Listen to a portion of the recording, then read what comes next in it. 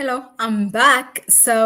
By now we all know that Captain Ibrahim Traore of Burkina Faso is a man of action. Guess what? In less than 2 weeks, he has inaugurated the second tomato processing factory in Burkina Faso, this time in the northern part of the country. It was on November 30 that he inaugurated the first one in 2 weeks, which cost us $12 million. Burkina Faso's tomato processing company or factory. Now, after 2 weeks, again, he has inaugurated a second one called a Societe Faso tomato processing factory in the northern part of the country. Burkina Faso is really going well with under Captain Ibrahim Traore, and he just delivers. Even the first factory that he inaugurated on November 30 was actually the first bricks was built, like the foundation. He was there when they start to build it, and it was in September 2023, and they said in a year time we are going to build this and it will start work, and we want to halt imports of this processed tomato paste from other countries, because they have to save also foreign currency, and also the fact that Ibrahim Traore is a man or a leader that believes that a nation who cannot feed itself is still colonized. And that's exactly pretty much the mentality of Thomas Sankara, in which I think he's the icon of Captain Ibrahim Traore, and he's most of the things exactly doing like Thomas Sankara. And but of course, with so many challenges, this time. So I would like to share this video. Let me just make it a bit bigger.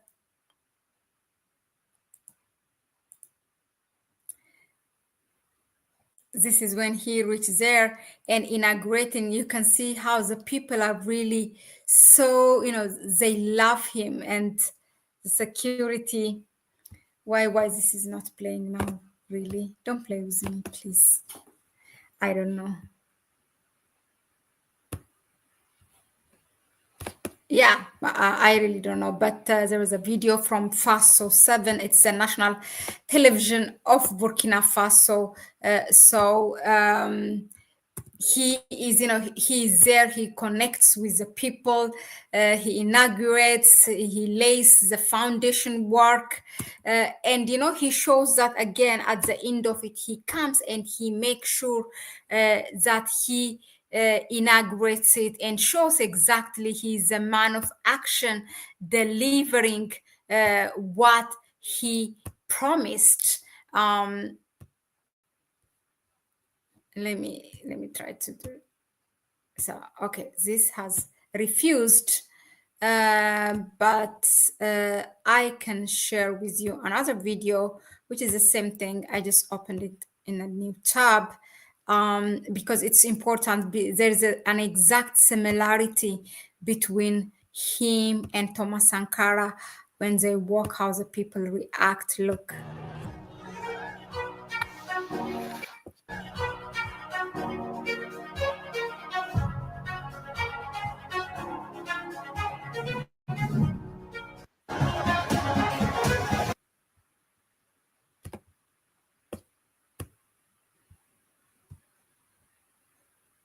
Yeah.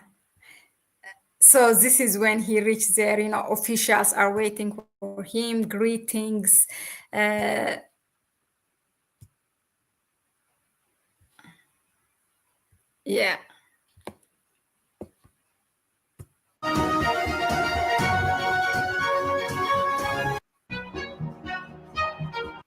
Yeah. So I don't know if the music of this, I might be, YouTube might ask me why I have played this. But in any case, you see that he, he's there, and let me just fast forward it. You can see.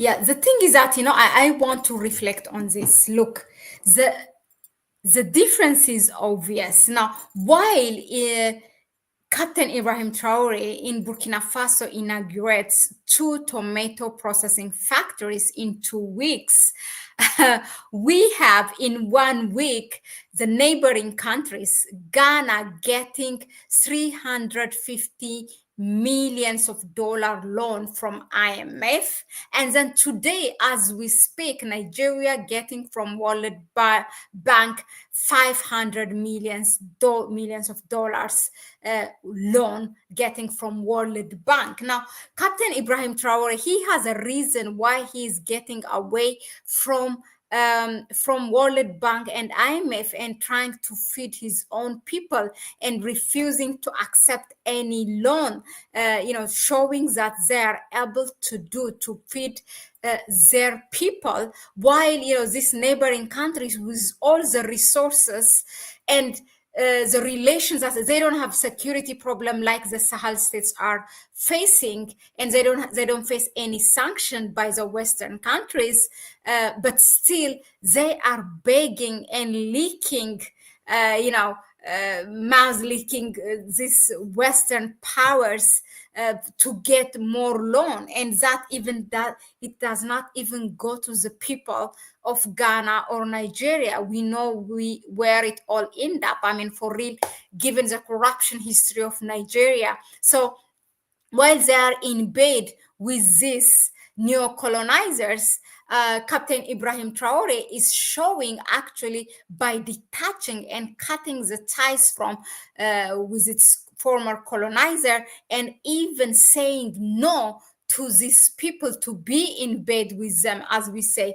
in politics, because they give you money and they ask you something, and that something is not really for public. We don't know, and something is agreed at the expense of us. That's what it is, and this is what they're refusing. They are just working to the best interest of their people. Because I cannot help but thinking what just happened in this week. Them getting this amount of dollars, and I'm sure I'm sure Nigeria imports a lot of dairy products, for example, from outside, from Europe. It gets it also as a donation, because Europe wants to support its own farmers. And guess what? Nigerian farmers who, even those small scale ones who were able, by getting loan from the local banks in Nigeria, and were supplying dairy products to the Nigerian people, now out of the business. You know why? Because Nigeria agrees with to get loan or whatever funding from this financial institutions, and behind the door, what is not disclosed to the public is that, look, you are not allowed, you put your own farmers out of the market, you put this price, and we will allow you to import with cheap price from Europe. This is how they agree. And actually, for case of in Nigeria, it was a company from Ireland or Finland that is donated or subsidized. Those farmers are subsidized by the European Union, and they send their products. You see what happens? This is what happens. But for Burkina Faso, you create jobs for your people. You also, will not, face a problem of foreign currency to import, also because you need foreign currency. Guess what? I want to reveal to you who are top exporter of Burkina Faso's tomato pest, tomatoes fresh or chilled, like canned tomatoes. You have France, Morocco, and European Union in general. These were three top exporters of processed tomato and fresh tomato to Burkina Faso. But Burkina Faso has fresh tomato, so now they are also processing that. Well done, really. Congratulations to Burkina Faso. Yeah, let us know in the comment section what do you think of this. Please share your thoughts, your questions, and this will help us. It's not just the good news; it helps us also. This is what I like to put it in a context to look at other countries. What are they doing? Just like, for example, the IES played the bigger brother by opening their borders, although they say it's.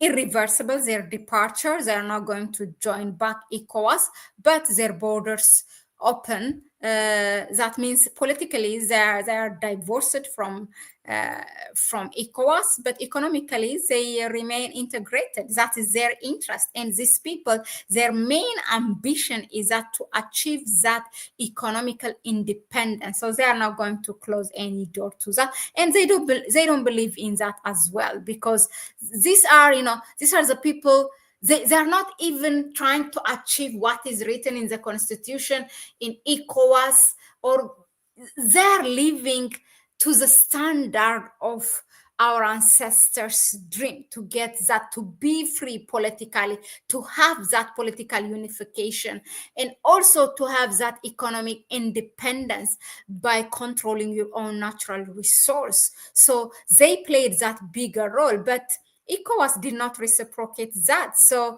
they just continue. The difference is so obvious. The more ECOWAS push on its arrogance and ignorance, the more it's very clear for African people who is AES and who is ECOWAS. They just make it simple for us. And as I say, the difference is obvious. Thanks again for tuning in, and let us know in the comment section what do you think of. This time I will give a shout out. Hello, James Davis from all the way Philadelphia, USA. Kuwana Blake, thank you all for watching. Please share the video with others. That will help us. That will help the YouTube algorithm, and support us through our PayPal accounts. That will help me to be here more often, because there is so much happening in the continent, and we want to bring you here the African perspective before everybody else online, the Western media or the mainstream. And no, sorry, I will take that back. Even our own media in Africa, they just copy paste from the mainstream media. So we want to bring you the African perspective, and there's a lot happening in a day. So I really want to be here full time.